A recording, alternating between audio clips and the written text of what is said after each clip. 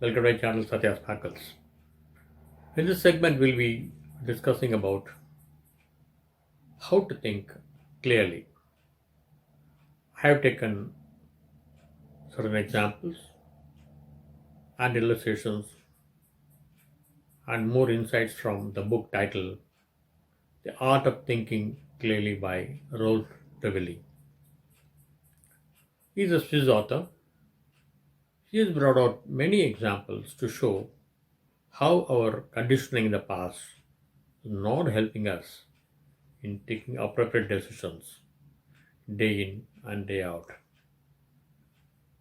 So we'll be seeing sort of examples so that how we can improve our decision making process by thinking clearly and using certain strategies.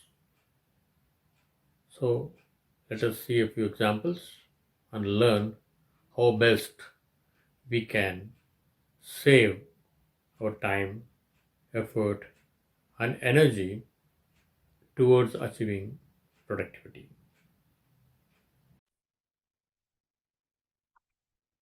Look at this couple. So they're watching a movie, and after the first 10 or 15 minutes, the girl feels that the movie is not all that good as expected. So she says, "We should leave." But the boy says, "No, we have spent 1,000 rupees for the tickets and even the snacks and everything. So let's watch the movie till the end." But the girl insists that we should move immediately. The boy says, "No, we never, left any theater like this in the past." So if this boy feels that way, he has the delusion, which the author calls it as sunk cost delusion.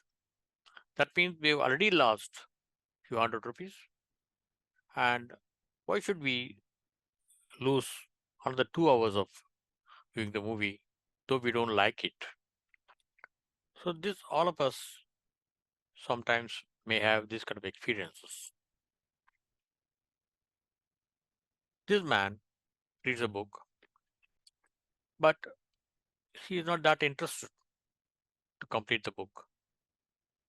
But since he has purchased this book and he has paid few hundred rupees for this book, so he feels that he should complete the book, or rather complete reading the book until it's over. So this is again a case of sunk cost delusion. Just because you paid a few hundred rupees, that doesn't mean that you should read the book completely. Similarly, in many organizations, many companies run these kinds of sales campaigns, and maybe for 3 or 4 months later, they find that this is not yielding the desired results. But having spent so much of money and effort on this, they like to continue the campaign, though it is not yielding any good results. It's all because of past conditioning. I recall an instance where one of my clients came to me for running a training program during the month of December. And I said, "What's so urgency?" Because December is a month, many people go on leave, and a lot of festivals are coming, like Christmas and New Year and everything. People were not show that much interest. But the client said, "No, no, we have a budget, and the company is also willing to spend money on that. So let us go ahead with that." I said, "This is not a good strategy, because just because you have a budget and that's going to expire by end of December, that doesn't mean that you should run a program where the people just attend and without having any interest. And why should they attend the programs? It may not have desired results." So these kind of things happen in organizations as well. And many of us who invest in shares, uh, in fact, many people even invest money in shares And they have a strong belief that whenever the price is low, then they should invest. But financial experts say that is not the right reason for investing. What you should really worry about, or what you should really think or consider about, is the kind of the progress the share is going to make, or rather the company is going to progress on that, keeping into account the future developments. Okay. So keeping that in mind, one should invest money in shares so that that person can get the income.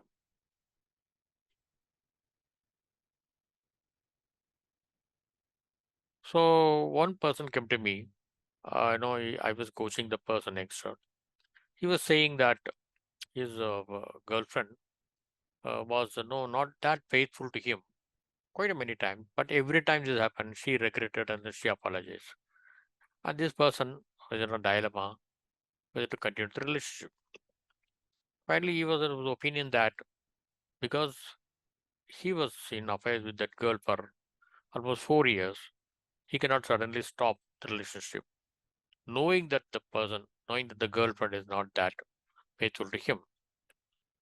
So I left it to him. It's your choice, but don't be considered, or no, don't be carried away by your past emotions. Okay? Live in the present. Look for the future, right? Okay.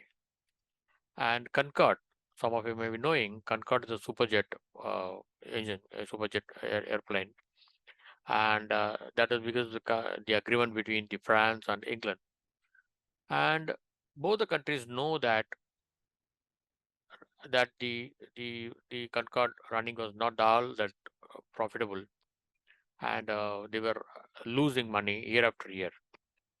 Despite that, they continued to operate the airlines, knowing that it is no not getting enough money for the organization or for the country. And of course, this came to a natural end when there was a disaster, and that's a different story altogether. And the same mistake the Americans did with in Vietnam War. So there is a strong protest and a very strong proposal that the Americans should abandon the war, but they continued telling everyone that we have sacrificed so many people and we have spent so much of money on this war. Let us go till the end. So this again very strong case of sunk cost delusion. So we are all conditioned by many things in the past, and that creates certain mental maps in our mind, and so we don't see the things clearly when it comes to the future.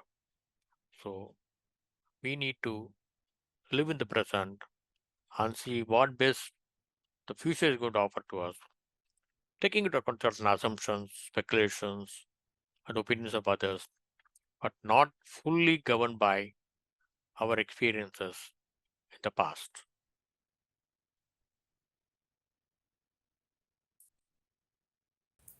So, in some substance, what we should clearly uh, keep in mind is that yes, there are many instances or many experiences in the past have helped us to achieve success. That doesn't mean that those approaches or actions that we've taken in the past are really, really going to help us and in future. Okay. So the bottom line is forget the past. And we are going to talk about more insights and more strategies how to think clearly in the coming chapters. So thanks for watching. And if you like the segment, please subscribe, share, comment, and press the bell button. Thank you very much. Take care.